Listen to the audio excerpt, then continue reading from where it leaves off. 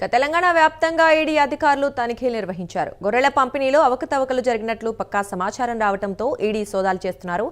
రాష్ట్ర వ్యాప్తంగా 8 ప్రాంతాల్లో ఏకకాలంలో దాడులు చేయగా హైదరాబాద్లో 6 చోట్ల ఈడీ సోదాలు కొనసాగుతున్నాయి. ఎన్ఫోర్స్మెంట్ డైరెక్టరేట్ అధికారులు చేసిన సోదాలతో రాష్ట్రంలో కొత్త రాజకీయ ఉద్రిక్తతలకు దారితీస్తోంది.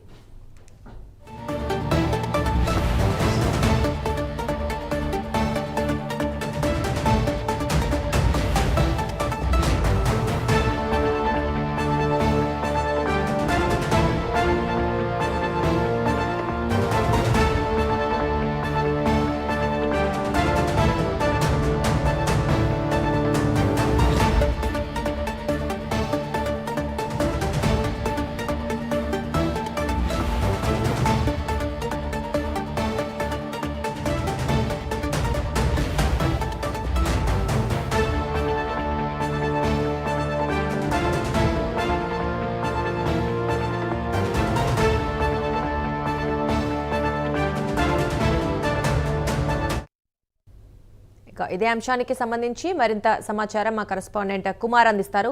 కుమార్, చెప్పండి, తెలంగాణ వ్యాప్తంగా కూడా ఈడీ అధికారులు అయితే సోదాలు నిర్వహిస్తున్నారు. గొర్రెల పంపిణీకి స్కామ్ కి సంబంధించి ప్రశ్నిస్తున్నట్లుగా తెలుస్తోంది. కాబట్టి అసలు ఎవరెవరిపై ఇప్పటి వరకు వాళ్ళు ఈడీ విచారణ చేపట్టనున్నారు, మరి ఎవరెవరి పేర్లు బయటకు వస్తున్నాయి?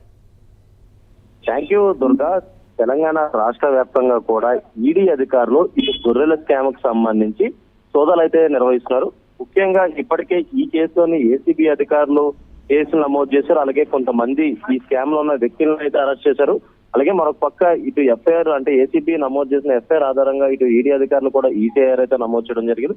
ప్రస్తుతం ఈ స్కామ్ కు సంబంధించి తెలంగాణ రాష్ట్ర వ్యాప్తంగా కూడా ఈడీ అధికారులు సోదాలు అయితే నిర్వహిస్తున్నారు. మొదటగా ఇటు హైదరాబాద్ లో 6 చోట్ల, తెలంగాణ రాష్ట్రంలో మరొక 2 చోట్ల అయితే ఈడీ అధికారులు దాడులు నిర్వహిస్తారు.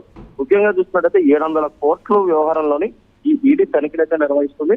ముఖ్యంగా లోలోనా పేరుతో ఈ ప్రభుత్వం ఏదైతే గత ప్రభుత్వం స్కామ్ ను ఏదైతే ఇటు మొయినుద్దీన్ అలాగే అతను సంబంధించిన ఇక్రముద్దీన్ వీళ్ళిద్దరికి సంబంధించి కూడా ఈడీ అధికారులు సోదాలు అయితే నిర్వహిస్తున్నారు. మాజీ డైరెక్టర్ రామచంద్ర నాయక్ గతంలో ఏదైతే ఏసీబీ అధికారులు అరెస్ట్ చేశారో, అలాగే మాజీ మంత్రి ఓఎస్సీ కళ్యాణ్ నివాసంలో కూడా ఈ సోదాలు అయితే నిర్వహిస్తున్నారు. ముఖ్యంగా చూసుకున్నట్టయితే ఈ స్కామ్ ని మార్చిన మొయినుద్దీన్ అలాగే మొయినుద్దీన్ కి చెందిన లోలానా కార్యాలయాల్లో కూడా ఈ సోదాలు అయితే నిర్వహిస్తున్నారు. అలాగే ఇక్రముద్దీన్ నివాసాల్లో కూడా ఈడీ అధికారులు సోదాలు అయితే నిర్వహిస్తున్నారు.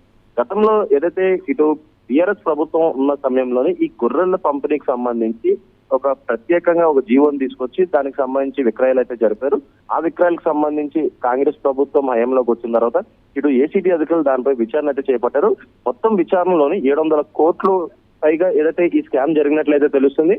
ముఖ్యంగా ఈ స్కామ్ కు సంబంధించి గతంలో ఏసీబీ అధికారులు కూడా అనేక మందిని అరెస్ట్ చేశారు. అలాగే ఇప్పుడు తాజాగా ఈడీ అధికారులు ఇదే తరహాలోని తెలంగాణ రాష్ట్ర వ్యాప్తంగా కూడా ఈ సోదాలు అయితే నిర్వహిస్తున్నారు. Durga, right, thank you Kumar.